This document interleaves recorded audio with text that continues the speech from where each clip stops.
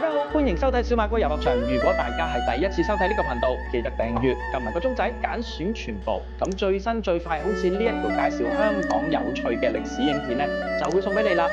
嗱，適逢馬年新正頭，咁先同大家拜個年，祝大家龍馬精神，馬運亨通。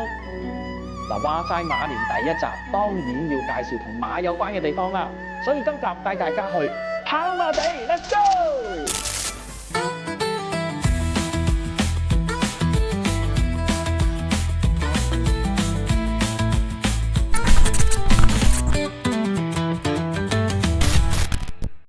過咗幸運好馬拍住咧，好準確嚟鬥緊，但大將軍呢喺外檔相當之快，咁兩步咧已經過咗就喜臨門，就過埋就好準確添，估唔到啦，一個大波仲可以反線。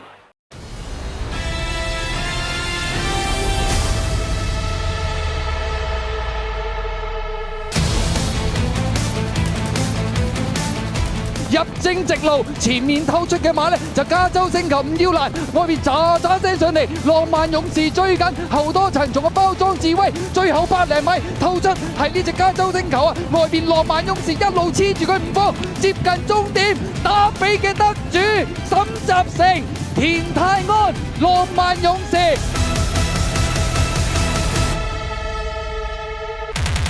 一個重練，一個重騎，首度贏出呢場打比大賽冠軍。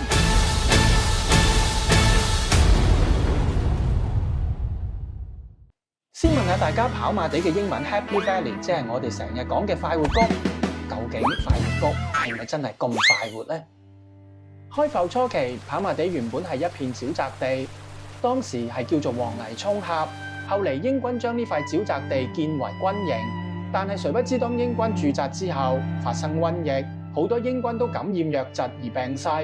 於是當局就將佢哋安葬喺黃泥涌一帶，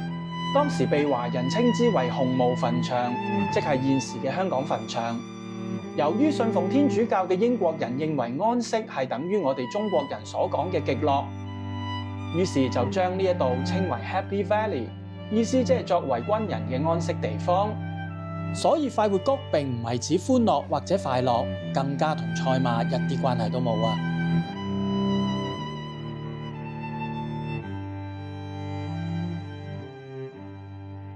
軍營遷走之後，香港政府進行大清理同埋改善環境衛生，並喺原有嘅平地上邊興建一條賽馬跑道。喺1846年嘅12月，跑馬地馬場正式開幕，舉行咗香港歷史首個嘅正式賽馬活動，而跑馬地呢個中文名亦都因為咁樣而嚟啦。最初快活谷馬場並唔似得而家每星期有 Happy Wednesday 嘅夜賽進行，呢項由英國人引入嘅活動，成為咗香港早期嘅重要慶祝盛事。由於當時馬場並冇年紀嘅限制，所以唔止吸引英國人入場，連本地嘅香港人都一家大細入場享受一下陽光同埋大草地。部分唔想俾入場費嘅人士就會喺馬場旁邊嘅一塊大石上邊觀看，而呢塊大石就成為咗日後馬場著名嘅地標大石鼓。從舊相可以睇到，當時馬場分為兩大部分，一邊係主看台，主要係接待洋人同埋較有錢嘅華人。而另一邊近摩理神山嘅就設有公眾看台，即係大眾所指嘅馬棚，用嚟俾一般普羅大眾使用。公眾台非常簡陋，由竹棚木柱同埋葵葉臨時搭成。呢個臨時看台有2-3層高，有各樣嘅大型煮食油鍋器具，售賣各種食物俾入場嘅華人觀眾。喺1918年嘅2月26日，馬場一如既往舉辦1年1度嘅周年大賽。雖然係第2日，但當日天朗氣清，所以吸引咗過萬名嘅馬迷同埋家庭入場。而公眾嘅看台就逼滿3-4千嘅華人觀眾，直到下晝2點50分。其中8號同埋9號嘅馬棚因為不勝負荷倒塌，從而觸發下層熟食檔大火，最終釀成超過600人死亡，成為香港歷史上死傷最嚴重嘅災難之一。跑馬地山光道嘅歷史同香港賽馬會發展緊密相連。1930年代，山光道設有賽馬會馬房同埋高樓馬房，除咗一幕幕有趣嘅天台操馬畫面，當時每日清晨4-5點，馬夫會帶住馬匹由山光道馬房步行至跑馬地馬場實操嘅奇景。呢兩邊個欄杆咧就係當其時啲馬咧，啲馬夫拖住隻馬咧咁樣喺度行啊！咁有好多得意嘅新聞咧，就見到咧啲馬有陣時咧會俾，因為兩邊都有唔同嘅馬路有車啦，試過俾車撞死嗰啲馬友啦。啲馬咧甩韁，自己亂跑都試過。當其時嘅畫面一定係好驚險，亦都好得意，好詼諧啊！直至到1987年馬房遷往沙田之後，原址改為現時嘅馬會山光道會員會所而消失。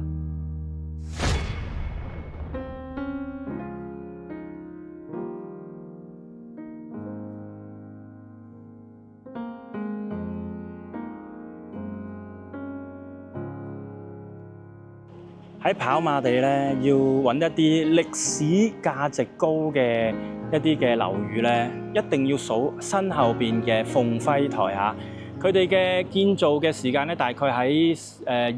1920年度啦，戰前嘅時候啊。咁所以咧，佢仍然咧遺留咗好多啲拱門啊，一啲半圓形嘅一啲好特色嘅古老嘅一啲窗。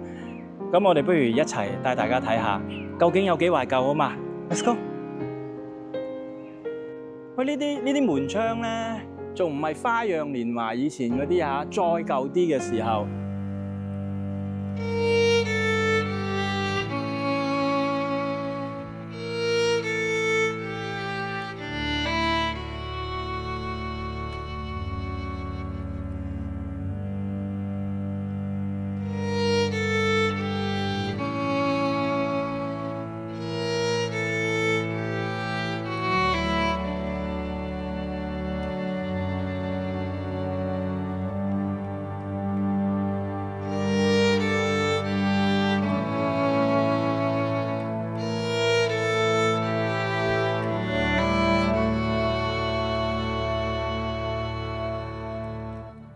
佢保留得好好喎，裡面仲有一啲咧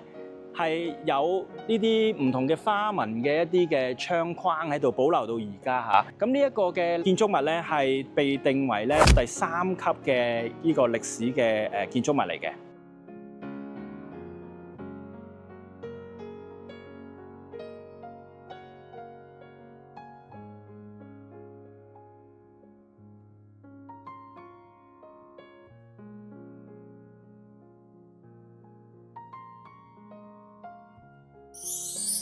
介紹跑馬地又點會唔講位於馬場對面有超過100年歷史嘅富豪醫院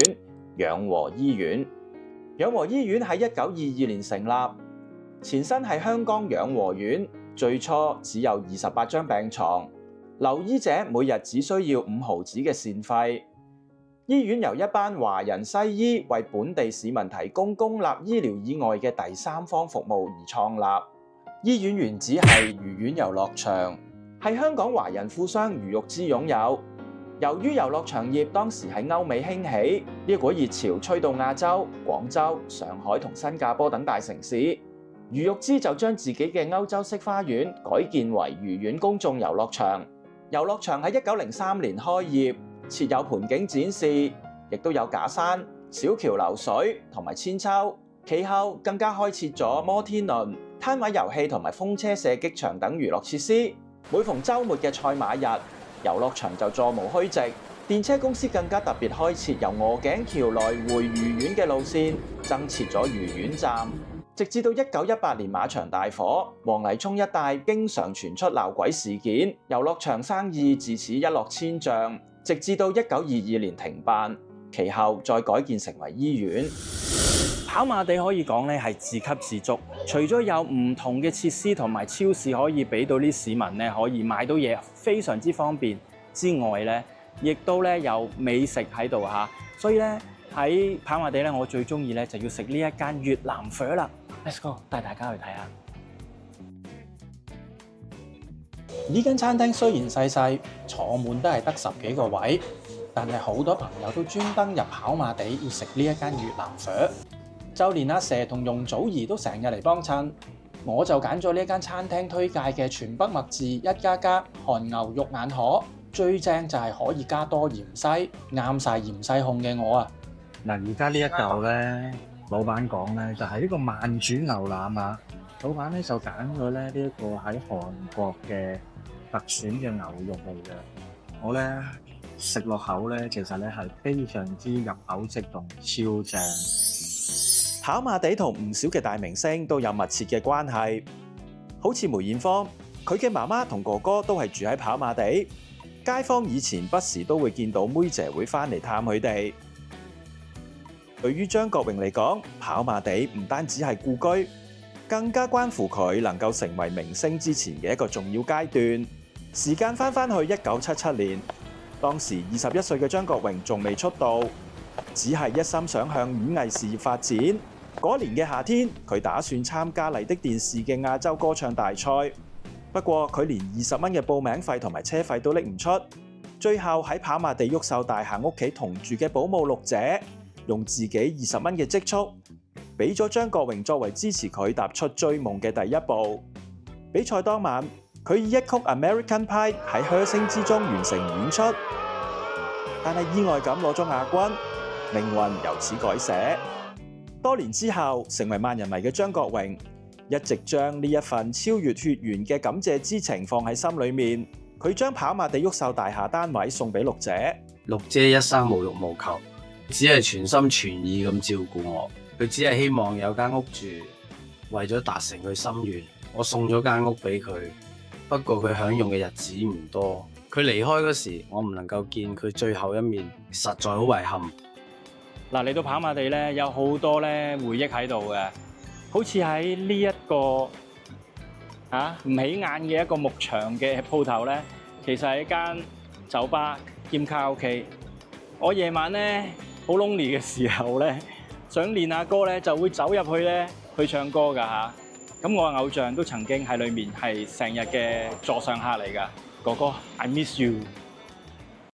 跑馬地亦都見證咗哥哥同佢嘅另一半唐學德唐唐嘅生活點滴。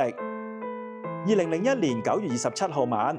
哥哥喺灣仔睇完 IT Fashion Show 之後，直接落咗跑馬地阿拉巴消遣。呢一間酒吧設有大熒幕同埋卡拉 OK。當時藝人爾冬陞係股東之一，有唔少嘅藝人都曾經喺呢度搞過 party， 好似周星馳、谷德超、張達明等等。當晚佢就俾狗仔隊拍到同唐唐嘅世紀拖手照片，成為經典。雖然哥哥離開咗我哋22年，